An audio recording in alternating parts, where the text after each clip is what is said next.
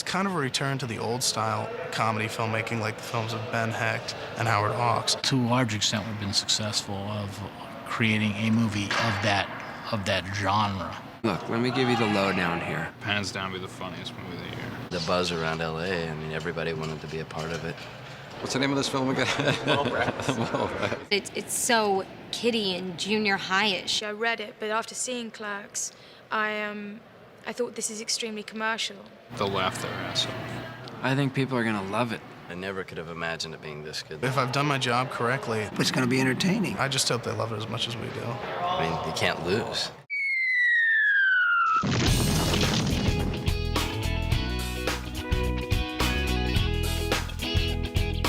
When talented people do films that you don't think are good, it's depressing. This was my original review of Mallrats, appearing in the Los Angeles Times the day the film opened. If the Sundance Institute or the American Film Institute ever offers a course advising directors of successful first films what to avoid their second time around, Mallrats could be at the heart of the curriculum. You know, it was not my favorite film of the year. Well, it didn't do very well. It was certainly not, nobody thought it was a great follow-up to Clerks, let's put it that way. I think there was no question what kind of reviews it was going to get. I do think that he could have made 2 hours of blank screen and he probably would have gotten those same reviews on a second film. It's just what happens. So the movie comes out and the movie dies. It was like, we're done. Not only are we done, our careers are finished, but like, boy, we humiliated ourselves. Nobody fucking went to the movie. Like one of the older character actors was like, this movie's gonna be like eye candy, like crack for the kids. And I thought like, nah, I don't think so. It seems like nobody seems all that excited about it. And then, you know, it came out and really tanked. I think everybody was disappointed because we thought that the movie had a better chance. Oh, it didn't make any money. Again, being very naive. Well, what does that mean for the movie, though? Does that mean it's not a good movie? Does that mean people aren't gonna like it? What does that mean? I genuinely didn't know what that meant. And then when I realized it was definitely a bummer. So that was kind of my first punch in the arm. For me, when I heard it didn't do well opening weekend, it didn't mean anything to me at the time. It was just like, oh, it's a movie, it's great, it's awesome. I called Kevin that weekend, either Sunday or Monday after the weekend, to find out how we did opening weekend. And he told me, and he said, isn't it fucking depressing that we did all that work for nothing? And that's when it kind of hit really hard. And it was painful, too, because, you know, we had put so much work into it, and it was such a sharp contrast to, you know, riding this huge, amazing wave of Clerks. And then suddenly the exact opposite happened, which is complete critical disaster with no financial, I mean, just a bomb that everyone hated. Thankfully, me and Mosier just kind of leaned up against one another. I don't think he probably took it as hard as I did. I think it real hard because when your movie dies, it's like the whole world rejecting your ideas and what you hold dear. Essentially, they're going, everything that you thought was important, everything that you think is creative or funny or important or has value, has nothing. Fuck off. And it was really bizarre because I would never in a million years ever just tell somebody this, especially if I don't know them. But people just had no qualms at all about telling me how much this movie sucked to my face, you know, constantly, like all the time. And I was like, thanks. I liked it, and I thought it was going to do well. I don't really go deep into thinking, like, what went wrong and stuff. Like, wow, if only he didn't this or that. Like, I don't know why and stuff. I just show up and do, have fun.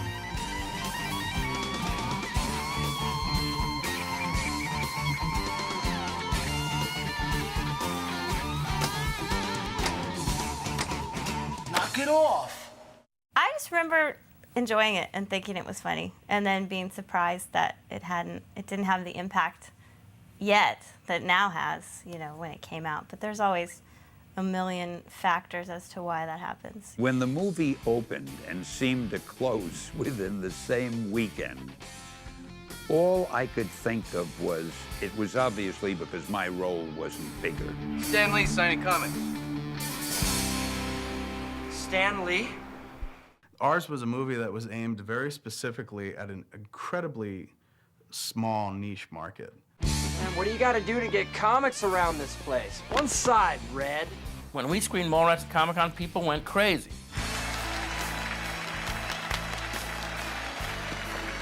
Now, to preview a movie at Comic-Con is not exactly giving it the acid test. It's not exactly saying, let's put this in front of the fire and see what happens. We thought we were making a really funny movie. I mean, I'm sure Kevin told you, we had a screening at Comic-Con, you know, that I swear to God, you know, when you walked out of it, you thought we made Animal House.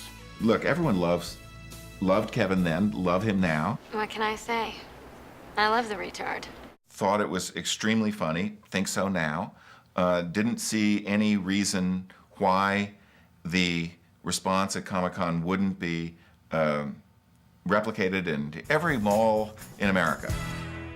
I think it is a very accurate representation of certain comic book fans who use comic books as their touchstone to most everything else in going on in their lives. So it's a movie that we made for a bunch of people that, you know, even if they all went out in force and supported it, it was still gonna wither on the vine. We made an R-rated movie for an audience that couldn't see it because it's R-rated. So the degree to which people over 17 were interested in this picture was limited to, you know, kind of emotionally stunted white boys. You fucker! You know, who love comic books. It's impossible. Lois could never have Superman's baby. Do you think her fallopian tubes can handle his sperm? I guarantee he blows a load like a shotgun right through her back. It was a treat at Comic-Con, but out there in the cold marketplace, this was not going to be for everybody. It was a stink palm movie. It was a dirty pants, hands down your trousers type picture. But I needed the $6,000, so I went down and auditioned for it. There, now you shake hands with the guy. Hey, Mr. Svinning, how have you been? You get a guy who has a hit at Sundance, and very, very soon he's offered a big opportunity to go to Hollywood and make a movie about the Easter Bunny or whatever. Kevin made a movie about guys slugging the Easter Bunny. This is for Brody.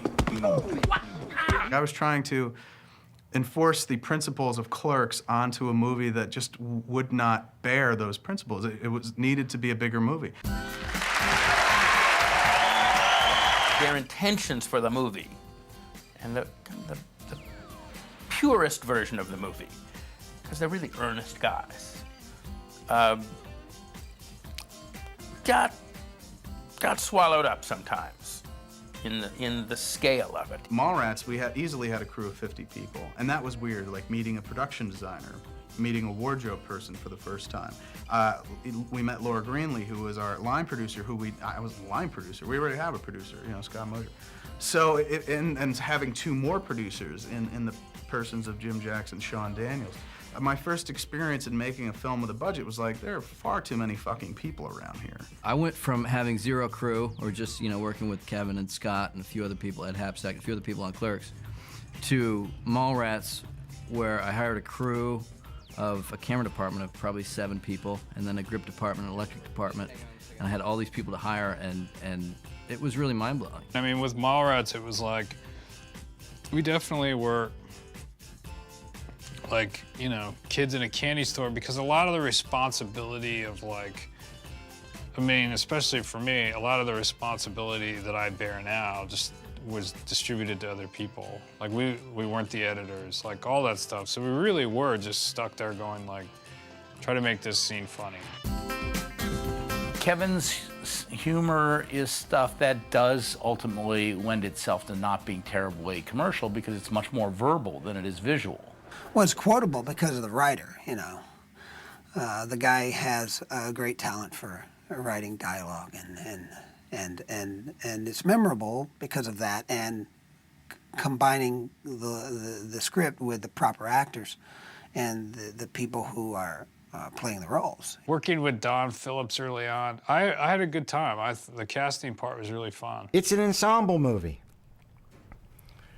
And all ensemble movies need a chemistry between the actors. I remember Jim Jacks giving me a call and describing the role to me. Jim Jacks had worked on Tombstone, and Michael Rooker had a smaller part in Tombstone, so he was very friendly with Michael Rooker. He said, what about Michael Rooker?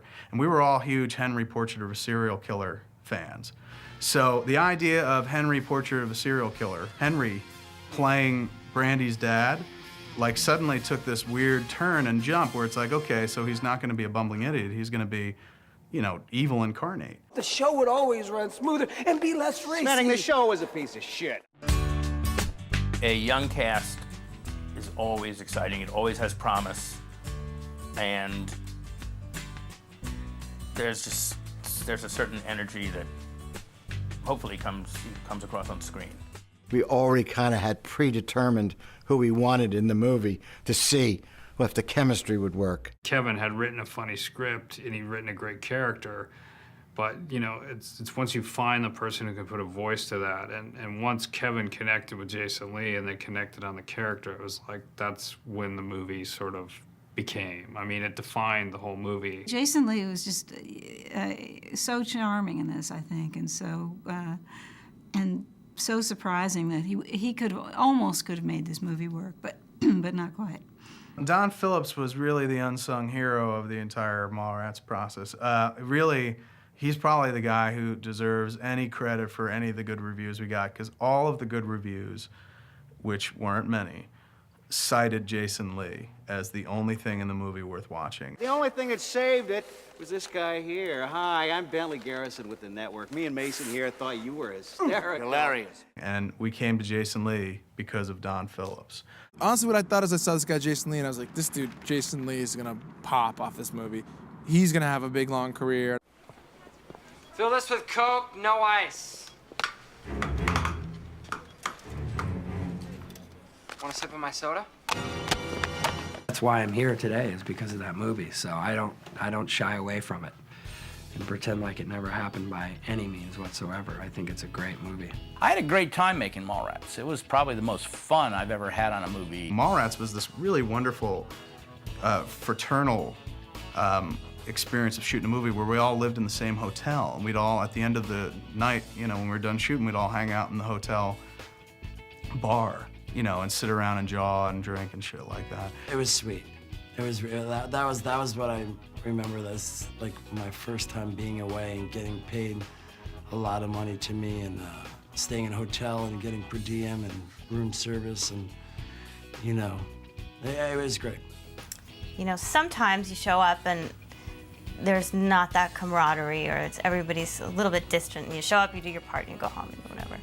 This had I don't know if it was family at that time. It seems like it now that we're all a little bit more like family, but it was fun. It is kind of like camp. You all come together, you make these fucking strong ties and bonds, you sit around, some dude strums a guitar and you sing songs to one another while roasting wieners, and then you go home. It's all done, you know, and you have these wonderful memories and these friendships that you've made and stuff like that you carry with you through the rest of your life.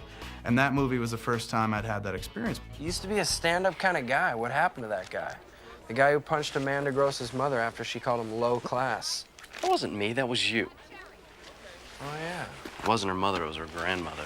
No wonder the bitch went down so fast. There's an obvious timelessness to Kevin's movies that people like, and I think the proof is in the pudding. I mean, people are still talking about it, so I don't really think it's a movie that Kevin had to apologize for. If he felt apologetic about Mallrats, it's because of what happened to him with Clerks. He got so pumped up by having that kind of critical attention that he went into this one feeling that the critical reception was going to be equally important. In fact, Mallrats has found a life of its own without any help from anybody who wrote about it. The great joy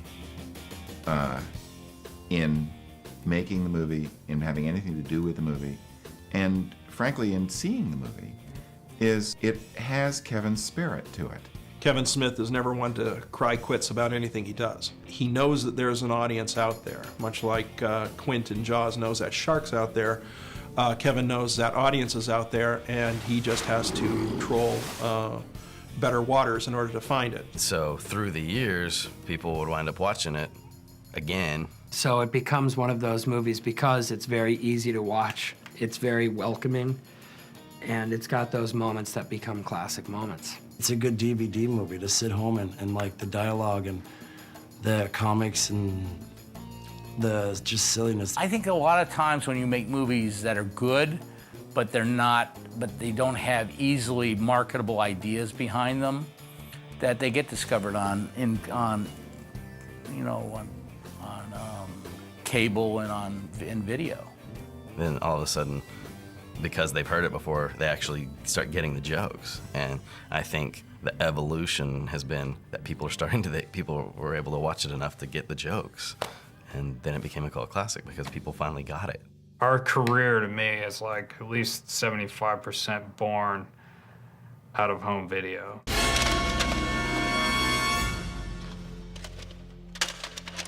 The new generations are coming in, experiencing it and loving it and bringing chocolate-covered pretzels to me, and it's kind of nice. Say, would you like a chocolate-covered pretzel? They're a little melty, but damn are they exquisite. And if I remember correctly, you're a big pretzel fan. You know, I love those things. Thank you. It really is a movie that speaks to young people at a certain time in their life. That time may not be Friday night on the opening weekend of a new movie when kids want to see something light and fluffy, but that may find them, 3 years later when they're struggling in college and still kind of that age and of that mindset, and they go like, geez, man, I passed this one up. Now I really love this. Maybe the mentality of the country has changed, but I think the humor's very witty. I'll tell you what you need is a fatty boom batty blunt, and then I guarantee you see a sailboat, an ocean, and maybe even some of them big-titted mermaids doing some of that lesbian shit. Look at me, you sloppy bitch! Maybe all the kids that it missed 10 years ago suddenly finished college and, weren't stoned and could listen to what he was saying with his jokes and get it. The standards of what's acceptable have not tightened over the past 10 years. If anything, they've loosened, and I'm sure stuff that looked kind of, what's the line moves, so what's over the line moves. Our level of discourse has sunk so low that for its time, that was a very kind of bad-mouthed, foul-mouthed, out there movie, and it ended with a really dopey quiz show thing. Well, flip ahead 10 years, we have quiz shows on televisions that are much dopier than the one he made up for satirical reasons, and this movie's practically clean by the standard of what you can see now. So time has really caught up with it in a nice way. Who's your favorite new kid? Huh? Call me Joey. Yeah, don't make me get loose. I think that's it. Yeah, call me Donnie. Come on. Girl.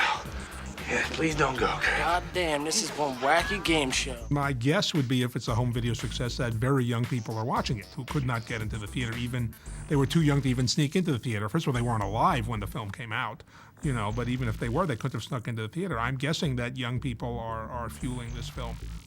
I was getting a lot of 15, 16, 17-year-old, 18-year-old kids. Brody, Mallrats, love it. I've seen it 100 times, blah, blah, blah, blah, blah. Cool, man, cool, that's great, cool. And not too long ago, actually, it kind of stopped me in my tracks one day, and I thought, wait, that kid is like 17, which means he was like 7 when the movie came out.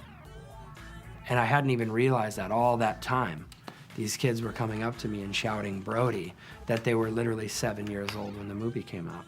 And that's when it kind of hit me, wow, I guess it's growing, it has a life. A lot of people come up to me, people who are like in college now or high school, ending high school now, and are really into Mallrats and say the lines I don't even remember.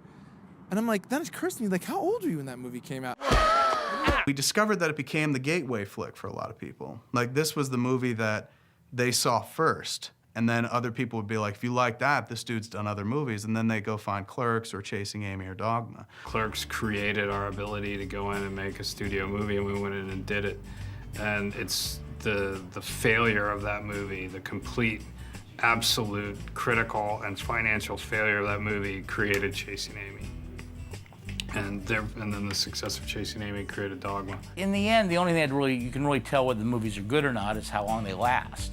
This one seems, look, you're doing a 10th anniversary edition, so clearly it's lasted somewhat. We're gonna do the 20th Geely anniversary. It's gonna be great. It's gonna blow away Mallrats. Fucking Mallrats. Recording the Q&A, the 10th anniversary thing at the ArcLight for the DVD, it was pretty awesome just to sort of, the moment of just seeing everybody and seeing everybody much older. We were so young, like Ethan's having a child and Jason Lee as a kid and Kevin, and sort of being adults and all getting together. It was pretty wild. And then sort of sitting up there with the response was great, the audience was great, and it really does make you just feel like, wow, it's hard to think about the movie as a failure anymore. All the Mallrats fans are just happy that the film exists. They wouldn't be able to tell you how much money it made opening weekend. And that's what good movies do. So it's had this weird secondary life that is largely responsible for me still making movies today. So that Saturday morning when we got the call that the movie had flopped, you know, the night before, I would have bet the house on the fact that my career was done and I would never work again. Now, in retrospect, I think because of Mallrats, I've continued to work to this day. Holy shit, motherfucking Yoda and shit. Adventure, excitement, Jedi craves not these things.